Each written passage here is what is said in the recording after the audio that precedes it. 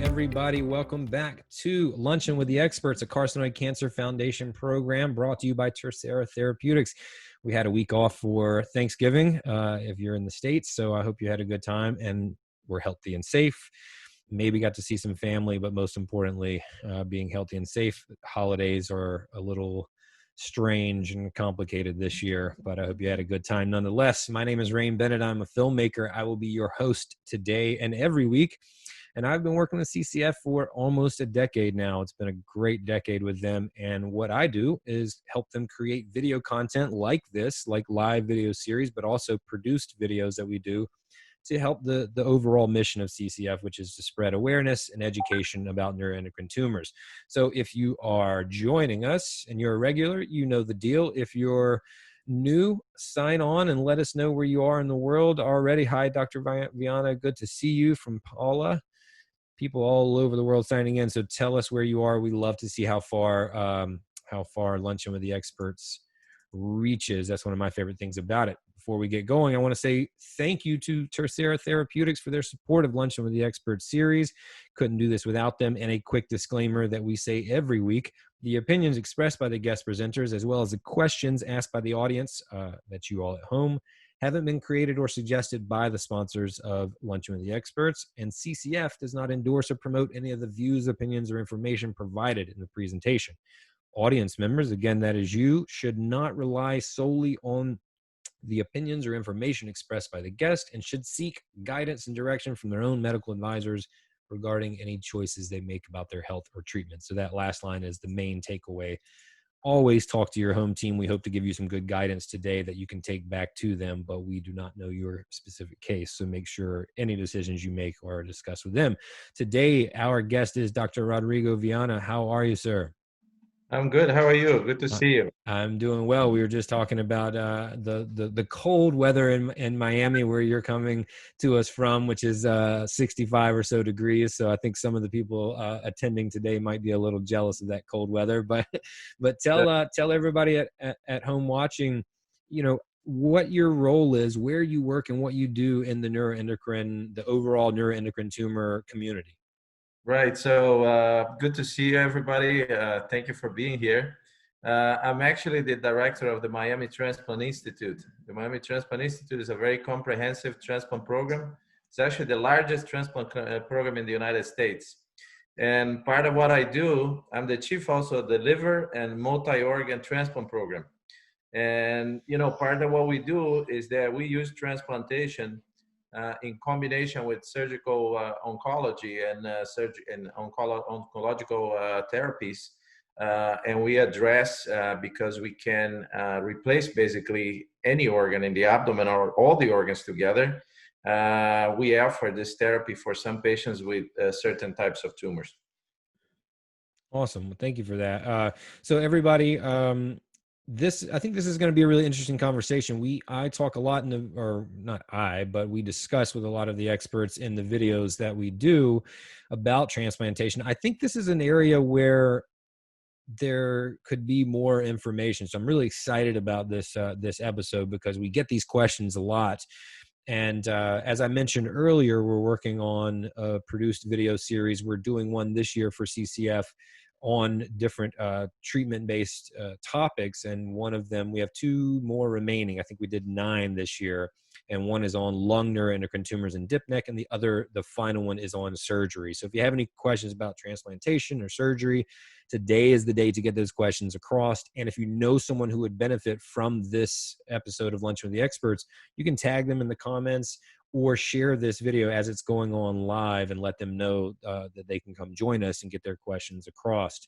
That being said, we may not be able to get to everybody's questions with respect to our guest's time and yours as well, but we're going to do these each week. So we hope that you come back. And if we don't get to your question today, or you have follow-up questions, please know that you can reach out to Carcinoid Cancer Foundation, either here on their Facebook page where you are, or you can message them directly at their website at carcinoid.org. I say this every week. This has been really helpful, and you guys have been doing a good job of it. If you see a question that comes across in the comment section, a lot of times there's side conversations going on in the comments, and we love that. If you see a question that comes along that you also have or you would also like the answer to, you can click the like button on that question or love it, any of those little reactions to it, and it lets me know there's a demand for that question, and I'll make sure to get it across, because inevitably we get a lot of questions, and rarely can we get to them all. That also being said, if you want to refer back to this video, it will live here on the Facebook page. Just go to the videos tab, and starting Monday, we republish them to the YouTube channel for Carcinoid Cancer Foundation. Before we get started, I also want to ask, have you downloaded CCF's free Net Cancer Health Storylines app? The app is awesome, and it makes it very easy to record your symptoms, your medications, your nutritional concerns, your moods, and more. So if you haven't checked that out, please do so. Yeah, we're already getting people from I see someone from Ireland who's already joined us, and someone from Kansas who is, I'm sure it's a little bit colder there. Stockholm, what's up, Stockholm? Good to see you, Thomas. So Dr. Vianna, how did you find yourself in this neuroendocrine tumor world? I am always interested to ask doctors about that. Usually it's not by design. So what was your path that got you here? So I'm a transplant surgeon, right? So I transplant abdominal organs, and many years ago, I believe it was 2004 or 5, Mm-hmm. I started doing multivisceral transplants, which were basically, entails all the organs in the abdomen. So basically, we empty the abdominal cavity and we replace all those organs with organs from donors. And the way I got into this is I was referred a patient that had a neuroendocrine tumor very early in my career.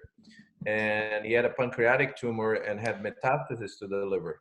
Can I cut in just there? This is an interesting point. At that point in your career, how familiar were you with neuroendocrine cancer, neuroendocrine tumors? Yes, I was familiar in a way that I think everybody is, right? We used to call them the zebra, right? If you don't think about it, and if you will never find it. So Right.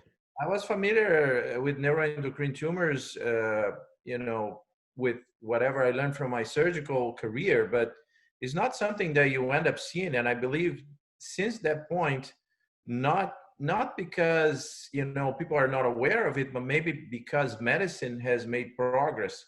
The numbers are increasing, right? We're seeing more and more, and maybe because we're better of diagnosing those tumors. But at that point, I was not very familiar with it. It was something new for me when the first patient came. Yeah, I find that that happens. So sorry to cut you off. So you No found problem. you were dealing with this first patient that you had experienced with neuroendocrine tumors, and then what happened?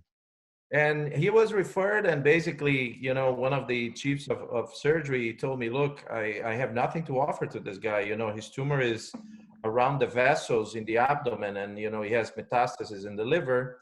And, at that point, I looked at old data, and, people had tried to do multi-organ transplants, but in the old days, we didn't have the medications. The technique was not as good. Mm.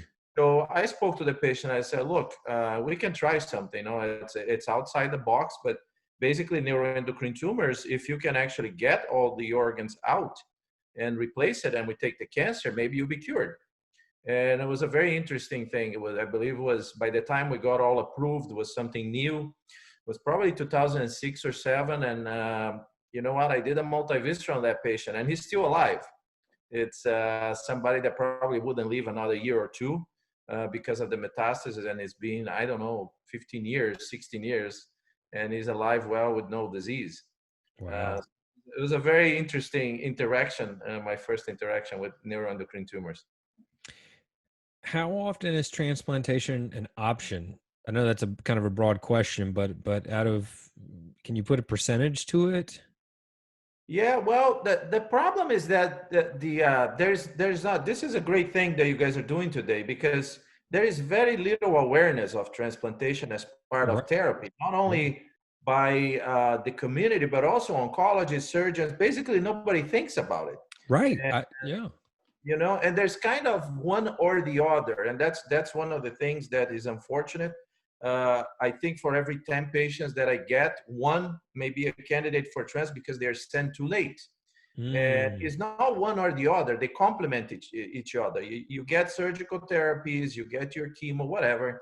you're not responding, you still could have either a liver transplant, then you have a multivisceral transplant as one of the things you can do. Is not a miracle at the end when you're about to die, because you got to have a big operation. But if you can actually put all these people together and think this as steps in the treatment, I think we would make so much progress in neuroendocrine tumors. And I think, unfortunately, this doesn't happen right now. And you said an interesting point, mostly because they're found too late. Is that accurate? Yeah, I think there is a, I believe there is a little bit of a disconnection, and I think part of it is in medicine. It's like there is the oncology on one side, trying to do everything for that patient, and almost consider, oh my God, if I have to send my patient to transplant, is because I couldn't keep him, I couldn't treat him.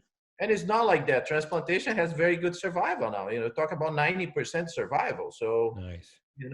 it's a different game. We just have to coordinate this better. Awesome. Okay, thank you. So for everybody joining us or who joined us a little bit late, this is Luncheon with the Experts. Today's guest is Dr. Rodrigo Vianna. And as I mentioned at the top of the program, this is a really unique opportunity. This episode specifically, we've talked about transplantation some on the show and some in our videos, but we have a real specialist who deals with this every day. So definitely get your questions in, because I think this is the first time we've dove this deep into transplantation. And as Dr. Vianna just said, this is something that we all could learn a lot more about. And there's not a ton of information out there. So I'm excited about this episode, but we've already got some questions coming in, Dr. Vianna. So I'm going to go ahead and pivot to those from the audience. We have a friend of the program, Karen, who's here every week. Hey, Karen, good to see you.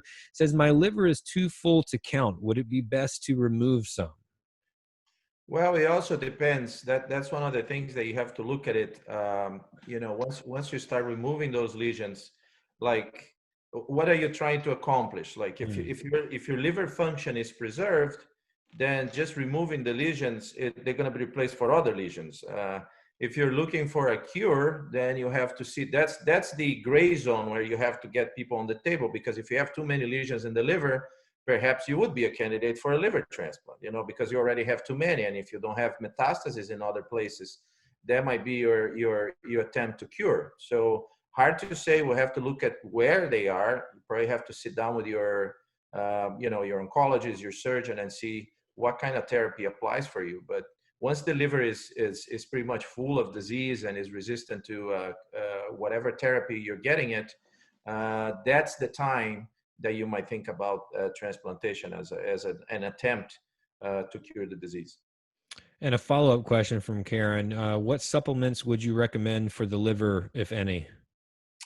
Karen, I think the neuroendocrine tumors, usually, and I don't know your specifics, but usually the function of the liver is preserved. Not only if you have cancer, but I think a very healthy diet, there's nothing specific really that you can do at this point that will either preserve the liver function or improve the liver function. A very well-balanced diet and exercise, all the good things. I think that's in general what we do. We don't see anything specific that will change anything in the liver at this point. Got it. Thank you, doctor. Thank you, Karen, for your questions. Hope you're doing well. Next question, Dr. Vianna, from Linda, who says, would you do a liver transplant on someone who has multiple net metastases? Who would be eligible in that case? So it depends where the tumor comes from. And, that's where you have to look at the image. If you only have disease in the liver and the primary tumor has been resected, and, the patients and everybody, I think you guys are very aware of the aggressiveness of the disease. You have several different levels of neuroendocrine tumors. Sometimes the same tumor can behave different in different organs. So if you have disease in the abdomen that could not be resected by liver transplant only, that's when I think a multivisceral transplant could help. And I think probably the most famous case that, around the time that I was doing this was Steve Jobs. You all remember, he had a liver transplant, but he had pancreatic disease. So if you could think about it at that moment, perhaps the best transplant was a multi-organ transplant, not a liver transplant, because you're leaving disease behind. So really what you have to think here is that if I'm going to get surgery, am I getting all the tumor out? And that's why transplantation can be interesting, because you can tailor the transplant according to what you need. Another type of therapy that is very interesting for patients is something that in transplant world we can do, is called auto transplant or ex vivo resection. What does that mean? Let's say by conventional surgery, you can't get the tumor out because it's surrounding vessels, it's Okay. pushing these structures. What we do is that we take those organs outside the body, like you would do a transplant. You put them on ice and you flush them, and then you do the surgery outside where you can do all those resection without the patient bleeding out. Wow. And then you put the organs back in the abdomen. So basically use the same organs of that patient and you put them back and connect them. So several options when you combine those therapies. What was that called again when you take the organ out? So it's ex vivo resection. So the resection is outside the body, or you can call it auto transplant. You transplant your own organs.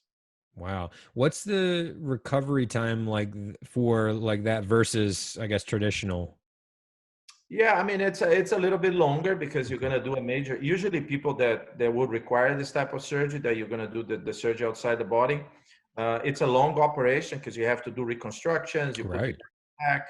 So I would say, you know, a couple of weeks to get out of the hospital. Probably the first week a little bit more complicated, but if everything goes fine, you should be able to get out. Big advantages of this type of procedure: you don't need to take the rejection medicines, immunosuppression, because those are your own organs. Wow. Interesting. Yeah, thank you for that. Okay, so I have another question from Peggy, and this is one actually that I get a lot when we're doing their videos on surgery. She said her husband had extensive surgery in June 2019 for a NET. Is it common typically to have a second surgery? And we can take that question on and say, like, even more from that. Is surgery something they're able to revisit when they're looking at their treatment options? Hi, Peggy. Thank you for the question. Yes, it's common, you know, in neuroendocrine tumors. Sometimes you have more than one, and you know they keep appearing once you resect the primary lesion. The most important thing is that when you do those surgeries, you have to attempt always to try to attempt the cure or to control the disease. I mean, we all know that neuroendocrine tumors can be there for many years. You know, you can be 5, 10 years, and usually people discover because they've been looking for other things, and all of a sudden they find neuroendocrine tumors. So yes, it's common to get resections. Most of the patients that I get for transplant is people that had multiple surgeries and therapies. Got it. We just got a quick hello from Dr. Robert Ramirez, friend of the foundation. Says hello, Rodrigo and Rain.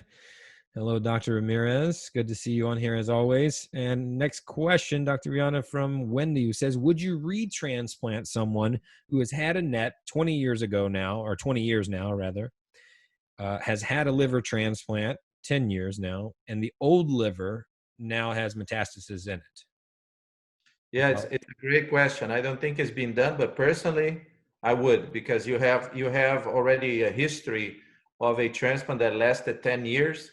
And if you could get rid of the disease again and give you another 10 years, I believe medicine in the next decade or in the next 2 decades, the therapy for cancer will change. So I always tell my patients that transplantation is resetting the clock. So what happens is that at that moment, whether I do a liver or a liver pancreas or a liver, I mean, we can do whatever. At that moment, your clock is down to 0. So am I promising you you're going to get cured and you're not going to have a metastasis 5 years or 10 years later? No. But what I'm promising you is that perhaps 10 years later, therapies will change and then you can be cured. Got it. Yeah, great question. Thank you for that. I have another question from Sherry that I've discussed before. In fact, I think that this is about lung neuroendocrine tumors, and actually we have a video coming out on lung nets and dip neck featuring Dr. Ramirez, who we just gave a shout out to.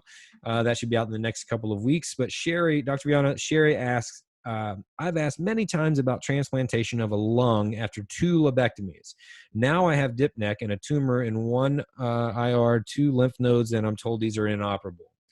I was told I had missed the window because my net was no longer inside the lung. And I understand every case is unique, but in general terms, is this true? Yes, in general terms, yes. I would say that I don't do thoracic transplantation, but some Okay. people have very advanced techniques now. Also, they do the same. You know, they take the organ out, they resect the disease, and they put the lungs back. It depends where your lymph nodes are, if they can be taken out or not. However, once you have a lot of the disease, either outside the abdomen or outside the chest, you have systemic disease. So what does that mean? Well, the disease can come back because if you get a transplant, you're going to need a medication to keep your immune system down. So as of now, it will be a hard call to transplant you. I believe as immunotherapies and therapies for cancer progress, I think we're going to have a much better chance of saying, okay, I'm going to resect this. You're going to take medication and we're going to hold this disease. You're going to have a chronic disease, but you're not going to die from it. So Yeah. I think we are a few years from that point. Oh, that's good news. Okay, moving right along. Next question from Judith. I have been told that my primary tumor cannot be seen fully because it is at the beginning of my small intestine and it's hidden. It has metastasized to my liver and bones. Any suggestions? I know that's a broad question, but what do you think we could tell Judith to help? Well, I think that once you go to the bones and, you know, now you're talking about several. It depends on the KI, you know, how aggressive your tumor is. It is possible to control, as I said, for many, many years. You might need radiotherapy for the bones. You might need systemic therapy for your liver. And, you know, depends what it is. Sometimes they do serial biopsies, like blind biopsies in the small intestine to see if they can find it. Some people inject some dye, you know, when they're doing the surgery, and a kind of fluorescein that lights up what the tumor are, and what the tumors are, and then they can go after them. But once you have systemic disease, the best thing is to get systemic therapy. Okay. Thank you. And thank you, Judith. Good luck. Next question from Paola, who says, the oncologist who diagnosed me said that liver transplant was an aggressive treatment that we could leave as a last resort after we've used other therapies. I'm sure you've heard that before. Would you agree? I have stage 4 grade 1 neuroendocrine tumors. I don't agree with that. I think that's the basis of the problem. This is not a miracle. This is not the last resort, and that's why so many people die without the chance of getting a transplant. So I believe, and that's why I think this conversation is great, because there's a huge disconnection between oncology and transplant. Unfortunately, we don't work together a lot. There's two different specialties, and they see transplantation as the final miracle. It's not. Once you cannot control the disease, that's my opinion, you cannot control the disease. You know, the disease is spread out through your liver. You might have lymph nodes somewhere. I believe you can benefit. I mean, transplantation, if you look at it, liver transplant has 90% plus survival. You know, so you're not talking about something that people believe, oh my God, I'm going to have a transplant. You know, there's a 50% chance I'm going to die. No, across the United States, liver transplantation has more than 90% survival. But you have to get there on time. This view of if I fail, you go to transplant is wrong. So I mean, you've said twice now that stat about 90% survival. So it seems like it'd be a no-brainer to me. Why is that met with resistance, or why is that not accepted as the general narrative if that's true? Why do you think I people think are resistant? Yeah, I think there's just a lack of communication, a lack of understanding between the two teams. Obviously, you're not going to refer again. When you biopsy the neuroendocrine tumors, there are several degrees of aggressiveness. You know, there's tumors that grow very slow. There are tumors that behave almost like a carcinoma. They grow extremely fast. So on those tumors, obviously, you should not be doing transplant because you're going to use anti-rejection medicine. But once you have a tumor that's growing slow and you get out of control, you get out of hand, you know, it's several places in the liver, and you know there's a slow growth of that tumor, transplantation can be extremely helpful, actually. It can prolong your life for many, many, many years. So so the thought or the question about it being a last resort, let's flip that and say, in your opinion, and there might not be a definitive answer or response to this, where would it fall in the sequence of therapies? Is it a first line of resort for you? Is it somewhere in the beginning? If you don't feel like it's a last resort, where do you think it should fall? I mean, obviously each case is different. Right. So I don't think it's the first line. I think, first, we have to be conscientious with transplantation. It's a big operation. So can you get the tumor out? Can you have surgery, regular surgery, and resect? Whether you need a Whipple, you need a piece of your intestine resected, you need a couple metastases taken out. Okay, that's your first line of therapy. Okay, you can. Let's say you can't. Can you control it? What is the KI? What is the aggressiveness of this disease? You can control it, but your metastases are increasing. Now you have lymph nodes, and from that point, this is only going to get worse. I think at that moment, there has to be a conversation between the oncologist, the patient, the surgeon, the transplant surgeon. Why? Because you should give this options to the patient. I mean, at the end, it's their life, right? So you should say, look, this is what I can offer. The oncologist is going to tell them, look, this is what I can offer. Surgeon is going to say, this is what I can offer. And I think if we work together, I think for the patient themselves, I think it will be much, much more helpful for them to make a decision. So at that moment, you can control it. It's still resectable by transplantation. It is not extremely aggressive. I think that's what the time you should have that conversation. Mm-hmm. What I like about this conversation is it still swims around the same general themes that I see whenever we're talking about how to approach this disease, which is one, clear lines of communication and raising general awareness and education about the disease, and two, a multidisciplinary approach, like teams working together. And we come back to those general themes almost every episode, whether we're talking about whatever aspect of addressing this disease. And here we are again, like different specialists communicating with each other to come up with the best overall plan, depending on that case. And we're still with that. You mentioned the Whipple, and I have a question about that from Brian, who says, I have MEN1 with pancreatic neuroendocrine tumors at the head and the tail of the pancreas. At what point do you consider surgical intervention? And is the Whipple surgery the only surgical option? Well, it depends. I mean, if you have in your entire pancreas, then it's more. The Whipple is for tumors that are more in the head of the pancreas, and you can get it out. Or if you have one of the lesions that is pushing in your bile duct, and all of a sudden you become yellow, you can't drain the bile, then you can do it. If the disease is more spread out to your pancreas, then you need more than that. You might need a total pancreatectomy. And if you have metastasis in the liver, again, that's the point. Do you need a multivisceral transplant? Like not yourself, but somebody that has a lot of disease in the pancreas, all of a sudden has metastasis to the liver. That's completely outside the box already. It's not resectable anymore. And at a certain point, you're going to have a problem. So I think that's the moment you have to have those discussions, open discussions, with your oncologist, with your surgeon. At this moment, I think very few places, if any, have really transplant surgeons sitting down with oncologists as they're not in the multidisciplinary team. Multidisciplinary team is usually oncologists and general surgeons. You're not using transplant surgeons to be sitting at the table and say, well, what can I offer to you? So I think that's the point that you need that discussion. Gotcha. Thanks, Brian. And thank you, Dr. Vianna. Everyone who has joined us a little bit late, this is Luncheon with the Experts with today's guest, Dr. Rodrigo Vianna. And we're talking about a lot of different things, but primarily transplantation. And Dr. Vianna has thoughts on transplantation that goes against, I guess, what we would call conventional wisdom on transplantation. But I like what we're talking about here. And we both agree that this is a topic that I think could, a lot of good could be done by talking about it more, because I think there's a lack of information out there, just from my experience with neuroendocrine tumors. And I'm certainly no expert, but even I can tell that transplantation is not something that there's a ton of great information on. So I'm really excited about this episode. So go ahead and get your questions in. And speaking of which, we've got one here from Enrico. Says, wow, transplanting your own organs sounds very forward thinking, but also sounds like you're playing with fire. What's the survival rate for someone who goes through this type of surgery?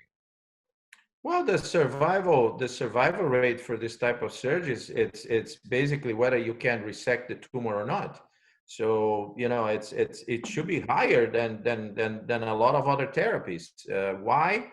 If you plan this correctly, and the reality is, we have tools these days, 3D reconstruction, CT scans, we can see where the vessels are. So I believe if you can, it's a pretty safe therapy. It's no different than, having a major resection.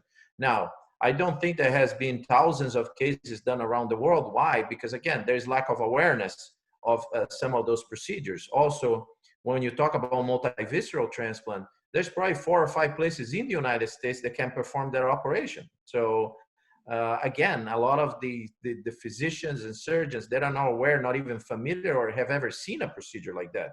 So again, if it is well planned, an auto transplant can be very successful. Got it. Yeah, thank you for that. I was interested in that more too, and thank you for your question. So you don't think that's playing with fire?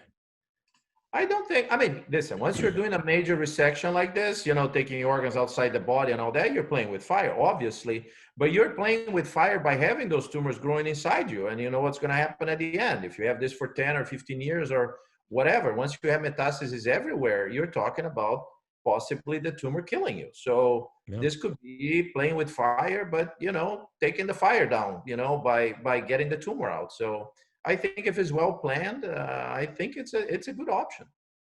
I mean, if we're going to use the fire metaphor, then it's almost like a controlled burn, to help stop a wildfire. I won't dive too deep because I'm not the doctor, but thank you for addressing that, and thank you, Enrico, for your question.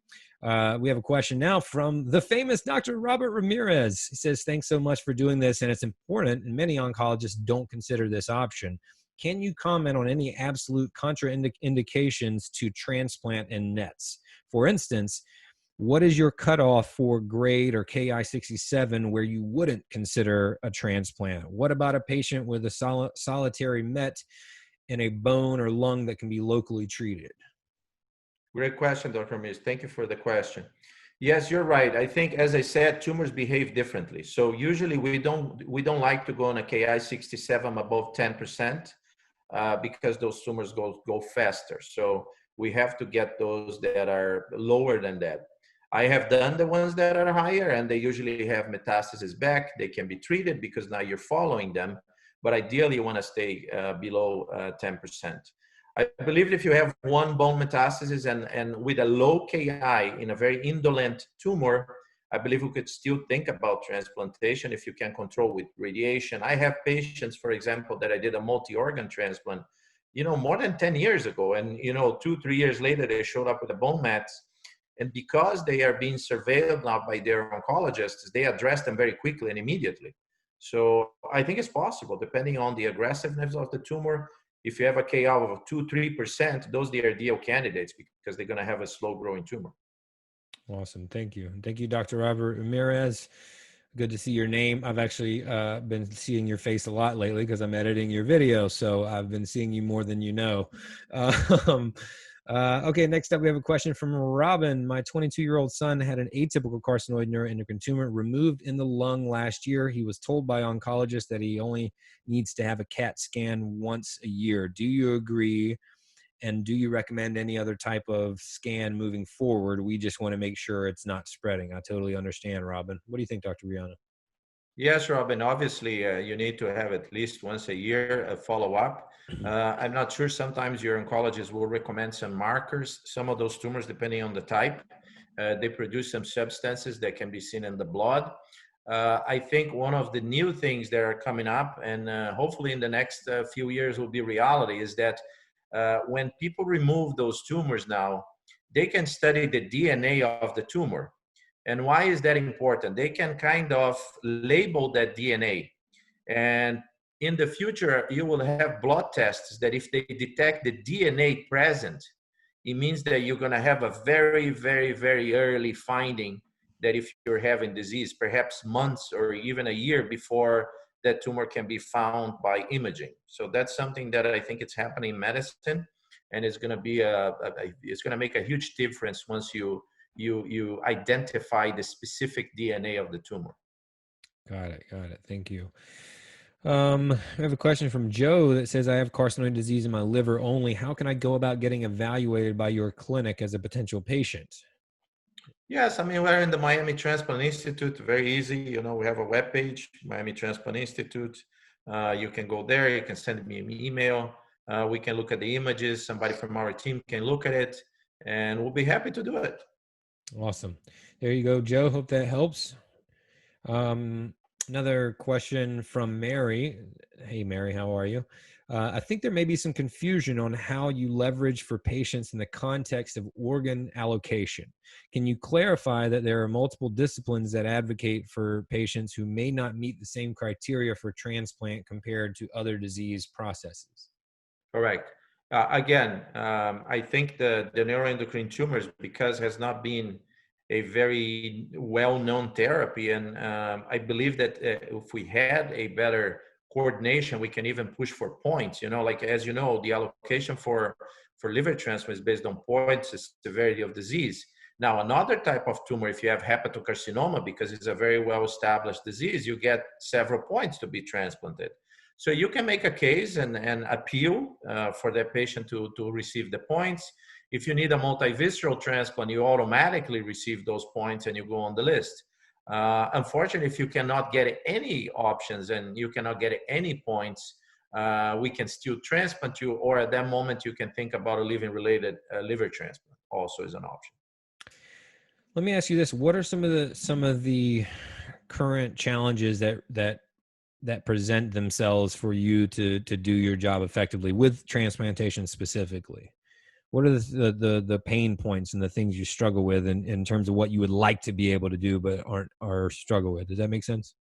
Yeah, I think as you know, there's more needs than of organs that we have. So I think one of the biggest things is awareness of organ donation, and I think we still struggle with that.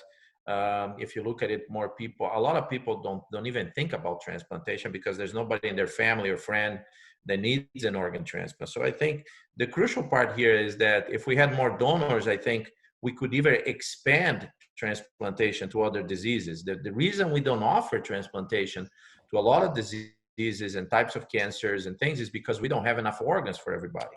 And for that, we have to establish a lot of rules, who needs more, who needs less. If we had more donors, I think we could expand transplantation to a lot of people that could benefit from it. What's the best way to go about getting new or more donors? I think just awareness, like Awareness. awareness, we keep talking, going to schools, having young people 16 years old being aware of it. I have a twin sons, and one of the projects I gave to them is to go to public schools and give a talk to the students that are turning 16 and 17 just about organ donation, just Wow. to so because they don't know about it. And Right. that's the moment they get their driver's license and somebody's going to ask them, do you want to be a donor or not? And I think that's the best moment, to do that. I always tell, patients and everybody is like, when you die, take your soul to heaven. You don't need to take your body. Yeah, that's I think that's a really good point. And I remember being 16 and having that question. And I think I did say yes. I'm not sure what compelled me to, but I would imagine that most kids struggle with that, or like just say no by default. Correct. You know what? You're correct. You're absolutely correct. Most people say 80% or more say no just 80. because they don't know about it. Huh. And once they see, sometimes it's about just seeing the ones that say yes, they have some kind of experience. And part of this project that my kids have is like they have a patient, a teenager that received a transplant, that goes and tell the other teenager and say, look, this saved my life. And all of a sudden they're like, oh my God, maybe I should do this. So it's really lack of awareness. Yeah, no, I think that's a good point. What was the line that you said? Take your soul Take to your heaven. soul. Take your soul to heaven. You don't need your body. Your body can help another 6, 8 people sometimes Yeah. donate organs. When you do a transplant, I think part of the thing that is my passion for this specialty is that you don't help that patient only. It's the same as when you have somebody with a cancer or neuroendocrine tumors or whatever is affecting you. I think once you offer that therapy, you're helping an entire family, because families are affected by these diseases, and it changes the routine of entire families. So for me, it's really amazing to give this opportunity to life to so many people. Absolutely. And for me, the people watching the show every week know that I'm a storyteller, and that's kind of the lens in which I view the world. And when I think about this concept that you're talking about, it's like if we could share more of those stories of success. I'm thinking about, 16-year-old Rain, and I don't even know why I clicked yes, but I know that most kids wouldn't.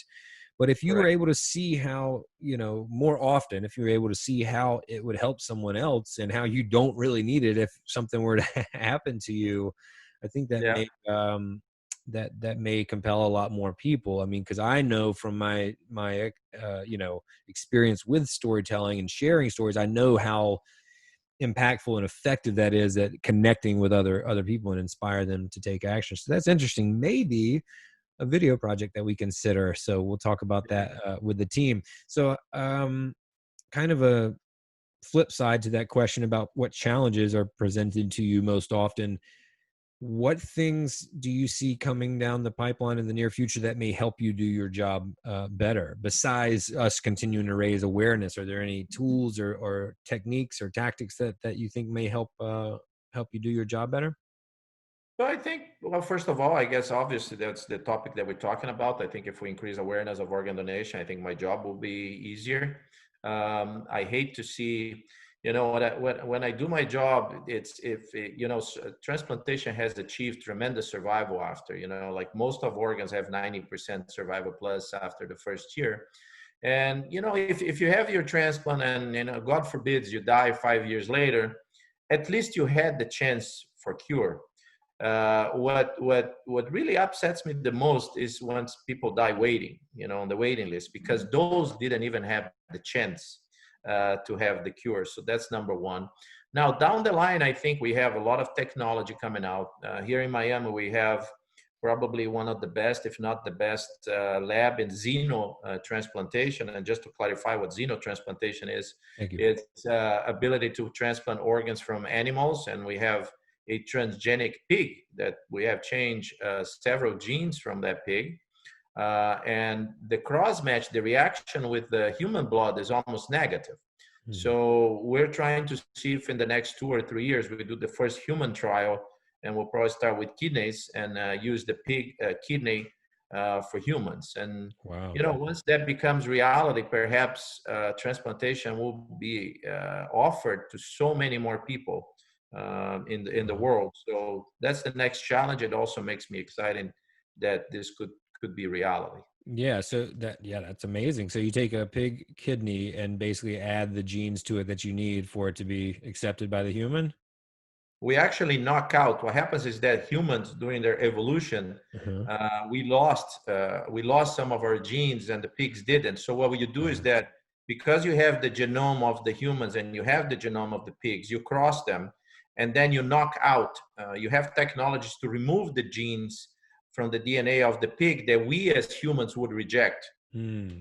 So all of a sudden you put that. I mean, if you look at a kidney, the function of the kidney in a pig and a monkey in a human is the same, Right. basically, Yeah. right? It's filtrating the blood, and that's going to go not just we're starting with the kidneys, but hopefully one day this will be available for all organs. Is there like a major size difference in like a pig kidney? Well, you have to grow the pig to the size that you need, Okay. and Yeah. then obviously after that there's several factors that control, including the growth hormone present in the humans. Yeah. So it's like when I transplant a baby, it's interesting. One of the questions that people say is that, okay, if you put a small kidney or a liver in a baby, will that grow with the baby? Yes, will grow with the baby, because the Okay. growth hormones of the baby will make that organ grow. Got it. All right. All right. See, this is a byproduct of the show is I get to learn too. So, all right, let's get back to some questions from the attendees. So Paula says, can you use a live donor for liver transplant? Absolutely, absolutely you Uh, can. Pros and cons of that? Well, I think you have to discuss with the center that you are. Some of the centers are very aggressive pursuing cadaveric donors, brain dead donors, and that should always, if possible, be the first option. Why? Because you don't need to put somebody else in a risk for a surgery. If that's not possible, absolutely, that could be a life-saving therapy. Got it. Thank you. Next question from Barb. It says, I have a right heart involvement. Would I still be a candidate for liver transplant? I just had surgery a year ago, but they left 10% tumor inoperable in the liver. My KI is low at 2%. Well, if you have you said that you have tumor in the heart. Yeah. She says, I have a right heart involvement. Yeah, that would be tough if it's cancer that is in your heart. Then at that moment, I think just replacing the liver will not fix the problem. So when you think about aggressive surgery or transplant, and that's why I think has to be a good coordination between the oncologists and the surgeons and the transplant surgeons, or the patient themselves asking, are you going to be able to remove this?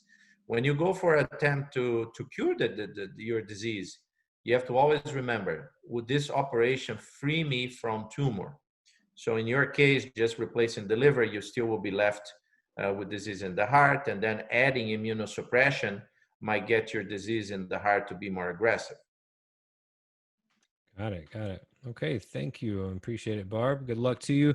Linda says, very interesting luncheon. Our current oncologist will be getting lots of questions.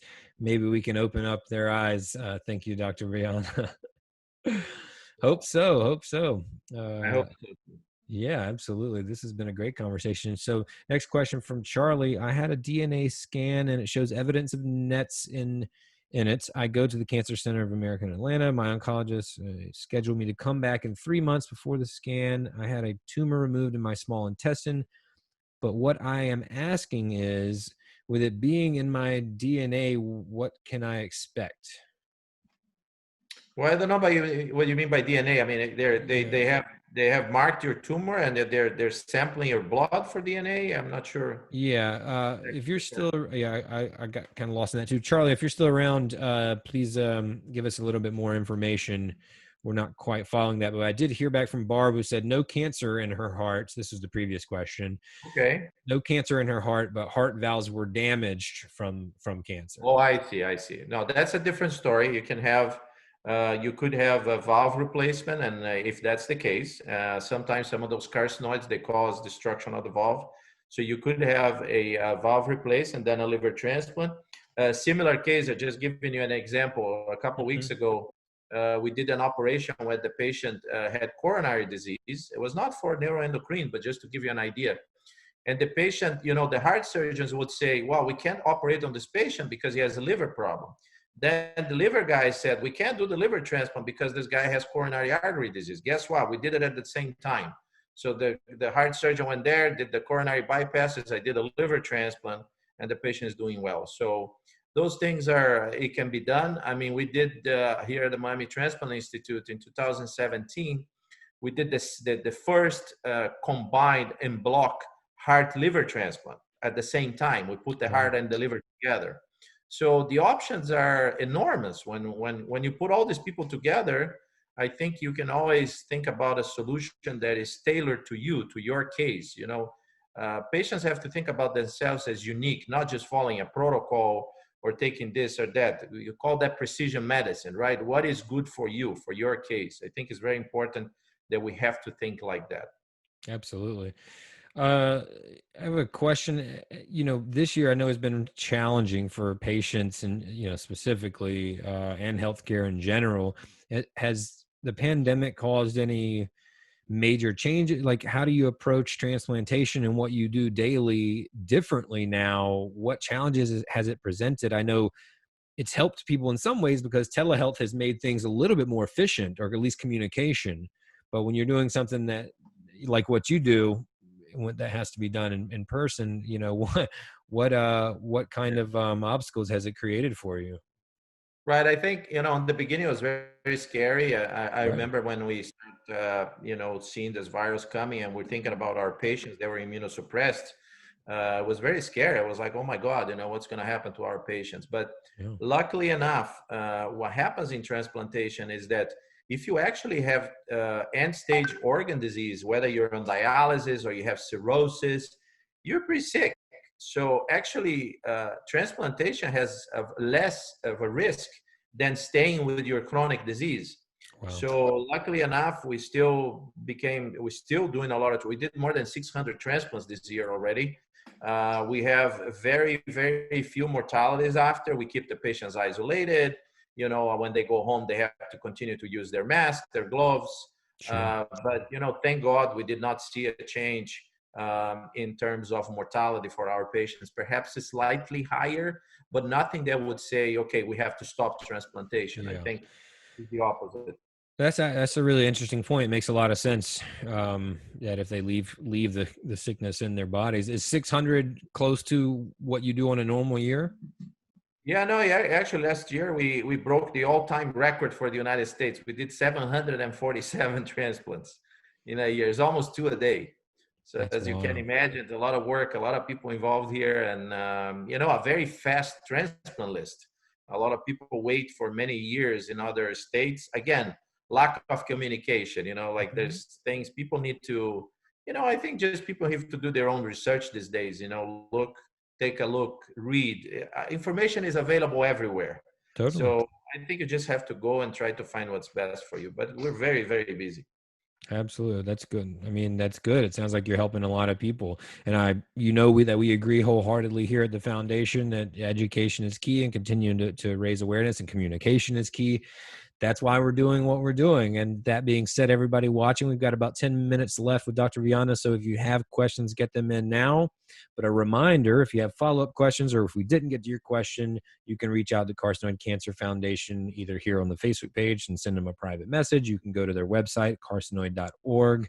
And another reminder that if you want to revisit this program, it will live here. It will be evergreen on the videos tab on the Facebook page of Carcinoid Cancer Foundation. And starting Monday of next week, we will publish it to their YouTube channel for those that don't have Facebook. So make sure you watch it. We've got a ton of other videos with other topics.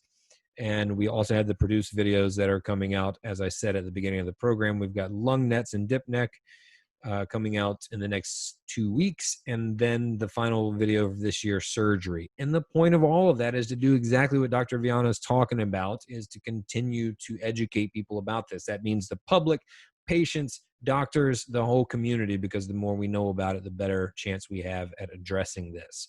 Okay, so we've got just less than 10 minutes for questions from the audience. We have a question from Elizabeth that says, I have been followed for 4 years now due to high serotonin and elevated chromogranin. Excuse me. My primary has not yet been found. Gallium does not show anything. Now I have developed low thyroid and pituitary issues. Is there, can these be related?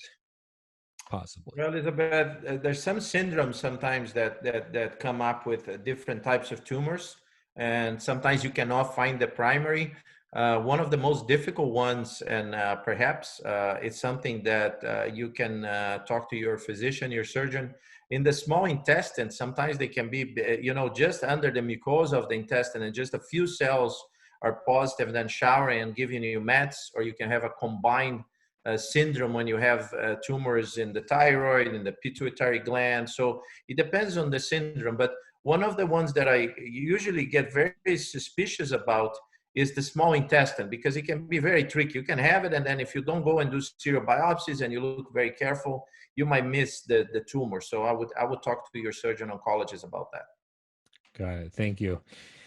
Bernard, hey, Bernard from Kenya, I believe. Good to see you again. It says, very interesting presentation. I wish these studies could also be done in Africa.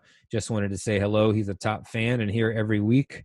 Denise, you skipped right over my question about liver transplant and MANAC in my colon. Denise, first of all, I will tell you that persistence is key, and I appreciate you. It happens sometimes. We get a lot of questions and trying to keep up, but coming back and asking it again is totally a way to get that question asked. So well done. So question for Dr. Vianna. MANEC, M-A-N-E-C, and let's establish what that is. Total colectomy chemotherapy, question mark? I'm not sure. You're Yeah, talking about multiple endocrine. You're talking about multiple endocrine neoplasias, Mann syndrome? No. M-A-N-E-C. M-N-N-E-C. Denise, I need more. I'm not familiar with that, but I am not the expert.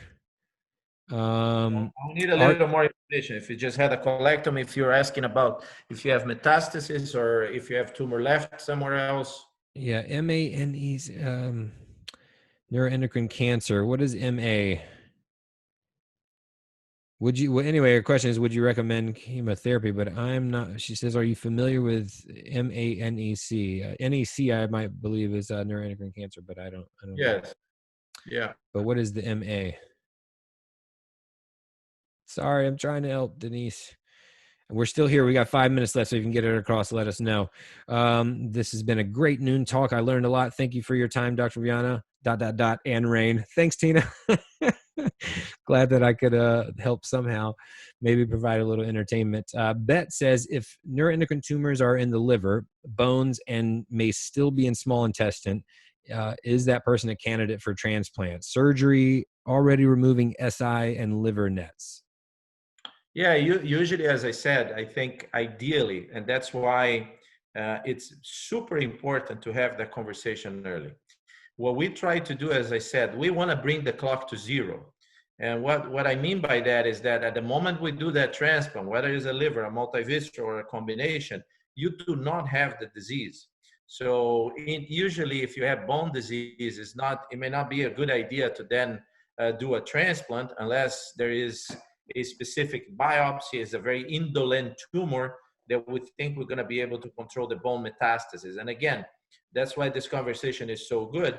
Perhaps you have a window there before you show up with bone metastasis in other places where you only have the disease in the abdomen. And that's the moment to talk about transplantation. Got it. And before we go, Dr. Ramirez came through in the clutch for us with the acronym mixed adeno-neuroendocrine carcinoma.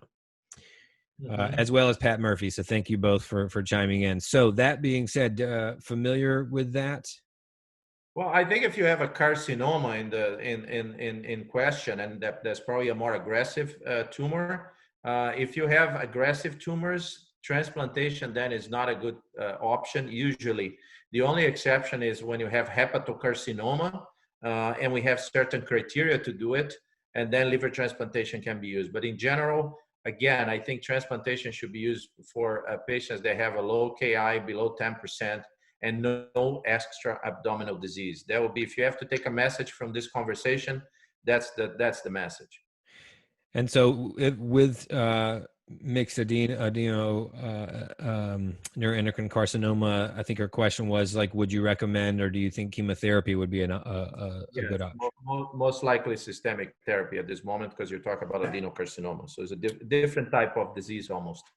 Got it. Okay. Well, Denise, hopefully that helps.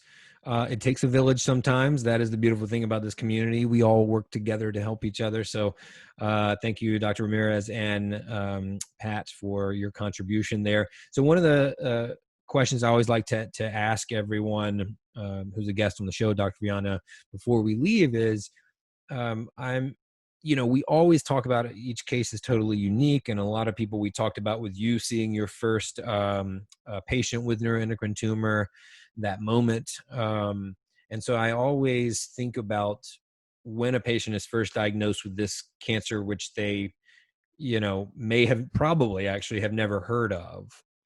And I know that's got to be scary. If you hear breast cancer or lung cancer, of course it's scary too, but at least that familiarity gives you some sort of like pathway forward that you can expect. So my question is to that patient, that patient who's very, very early in their diagnosis with this disease, what advice do you give them? We've talked a lot about these big themes about how we can best approach this disease, but let's break it down to like when you diagnose that first patient, and now that you know what you know about the disease, what is the first thing that you tell them? So I think one of the, obviously it's always very scary, and I think only the person that goes through that can really understand what we're talking about. For sure. But putting all together, if you say, I have lung cancer, I have adenocarcinoma of the pancreas cancer, there's one thing about neuroendocrine tumors, that these are long-term diseases that in most cases, they go for a long time. So you do have time. I think things are changing. I think make a plan. The patient has to ask sometimes, about things and say, okay, doctor, can you take it out? What are the lines of therapy? Again, today we're talking about transplantation. So I think you can make a plan, you know, and some of those tumors, when they're very aggressive, unfortunately, you don't have a lot of options. You know, people are going to give you radio, chemo, sometimes even make your life worse, you know. So I think if I have to give a message is that, you know that most likely you have a few years. And if you plan accordingly, actually, you know, you can be cured from this disease. I have done, I don't know, 20, 30 multi-organ transplants for neuroendocrine tumors, probably the largest experience in the world. And I can tell you that more than 80% of these people are still alive, and people that had 100% chance of dying. So again, I think it's all about awareness and planning accordingly. Awesome. Thank you so much for your time. And I see a couple of questions of people who came in late. Neville, Ellen, and Joe. Yes, the video, actually, you can watch it as soon as we're done. It's going to post itself on the news feed under the videos tab for the Foundation's Facebook page where you are right now. And then starting Monday, it'll be on YouTube. So you can see it there for anyone else. And for those that we didn't get the chance to get to your questions, a reminder, email Carcinoid Cancer Foundation. You can visit their website. You can even private message them here on Facebook because we want to help you get the information in the direction that you need. We hope, as always, that that this session was very helpful for you. Dr. Vianna, thank you so much. It's been a pleasure. I mean, this one was really interesting for me because I don't know much about it, and I think a lot of people don't. So thank you so much for your time and talking to us about transplantation today. Always a pleasure. Great to be here. I hope I was helpful to answer some of those questions. And, you know, for everything that you need, I'm always here. Thank you so much. That means a lot to us and the foundation. And thanks to you all at home, as always, for joining us today. We hope the program helped you and answer some of your questions. And again, reach out to ccf@carcinoid.org if you have further information or further questions. Thanks again, as always, to our presenting sponsor, Tercera Therapeutics. Without them, this program wouldn't be possible. And finally, my name is Rain Bennett, your host. Thank you for watching. And please join us next time on Luncheon with the Experts. Stay healthy, stay safe, everybody. Bye-bye. Bye-bye. Thank you.